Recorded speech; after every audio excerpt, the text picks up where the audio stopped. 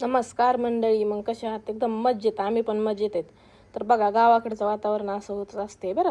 पण गावाकडंच करमतं, पुण्यात काय नाही रे बाबा. मग काय, आम्ही गावाकडे गेलो होतो.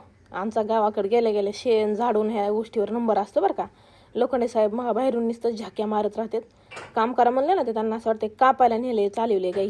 मग काय शेण बिन काढायचं चालू होतं. म्हणलं चला आता ह्यांना काय, ह्यांच्या नादाला लागून आपल्याला खावं लागतं. सासूबाईच्या शिव्या आणि लिकीचं इकडून बघा चालू होतं. मम्मी तुझे केस पुढे येतात, मम्मी असं झालं, मम्मी तसं झालं. म्हणतात ना, ह्या जगात आईशिवाय लिकीची माया कुणी करू शकत नाही, लिकीशिवाय आईची कुणी करू शकत नाही, अशी गत झाली. आमच्या कार्टूनला तर काय नाही. आणि मग काही बी सापडतं नवीन नवीन नवीन नवीन. तिला वाटतं काय करावं काय माहिती. आणलं होते झाडाचे फुलं आणि सांगत होती हे काय काय नाटकं सुरू होते. आणि त्यातमध्ये पुन्हा मग हे वरून चिंच खात होती. चिंच बाबा बाबा, चिंच बघून तुमच्या तोंडाला पाणी सुटलं का सांगा बरं. मग आणि मला चला पाठी उचलू लागा शेणाची, तर पाठी उचलू लागायचं होतं, तयार नाही माणूस. नुसतं बडबड बडबड करायची. काम करायचं म्हणलं की असं वाटतं त्यांना कापायला नेले. आणि मला म्हणत होते हाताने शेण उचलत नसतीस तू, असं तसं. आपल्याला काय वाटत नाही, आपण शेतकऱ्याची आहेत म्हणल्यावर काय, त्याला आपला जन्म बी शेतकऱ्याच्या घरी झालाय. काम करायचं काय वाटत नाही. मग गावाकडे गेलो तर आमची चांगली जिरली बरं का. आणि असले उंबराचे झाडं पिकले होते उंबरं. खरं सांगते तुम्हाला, ह्याची भाजी तर एवढी भारी होती ना, एकच नंबर होती. तुम्हाला कोणाला ह्याची भाजी आवडते आणि कुणी कुणी खाल्ली ती मला कमेंट करून सांगा बरं. आमच्यात तर घरी बनती बरं का. उंबराचा सीझन आला रे आला, सगळं चालूच असतं, एक ना एकदा पण भाजी बनतीच.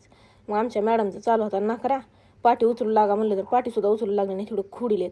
मला जाऊ द्या आता, आपल्याला तर करणं भागच आहे ना. ते त्यांच्या आईबापाचं घर आहे, थोडं ना आपल्या आईबापाचं घर आहे. आणि मग माझी बडबड बडबड चालू होती.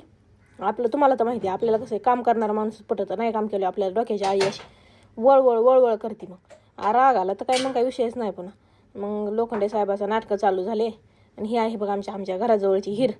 आमचं बाथरूम तर बघा VIP बाथरूम आहे आमचं, VIP. नाद नाही करायचा शेतकऱ्याच्या बाथरूमचा. हां. मग आमच्या हिरीला बघितलं यंदा गाळ काढायला, मग थोडंफार पाणी होतं. हिरीत पाणी नसते पण गाळ काढ्यामुळे पाणी होतं. मग चला जाऊ द्या म्हणलं, आता ह्यांच्या नादाला लागून ना आपल्याला शिव्या खावं लागते म्हणून आपलं काम चालू आहे. मग आमचं काय टाईमपास म्हणूनच काम असतं बरं का. कसं काम पुरलं पाहिजे, घरातलं काम दिवसभर असे गोळ असं खोड्या असते आपली. मग म्हणलं चक्कूत बाबा बाबा बघूनच पाणी सुटत होतं. ही तर इकत घेऊन खावं लागते. पण गावाकडं आम्ही 4 झाडं लावलेत पण वाकूनच गेले बाबा चक्कून. एवढे चक्कू विचारूच नका. इतकं भारी वातावरण होतं ना, आंबेन चक्कून काईन काईन विचारायची सोय नाही. मग काय साहेबाचं झालं हे बघा, आम्ही हिरीतलं गाळ काढायला नाही, एवढा गाळ होता ना, पाणी दिसत नव्हतं. पण ह्या वर्षी गाळ काढ्यामुळे ना पूर्ण पाणी चालू होतं. म्हणलं आता तुमचं चालू द्या नाटकं. आमचं शेळ्याचं त्याचं चालू होतं झाडणं झुडणं. तिला मध्ये जा म्हणलं तर तिचं चालू होते नाटकं. मम्मीला भूक लागली असं ना, काय चारलं माहिती का, एक घासभर पण नव्हता. मुंगीच्या पोटात जाईन एवढा घास चारलाय मला. आणि मग ती मम्मीला भूक लागली असं.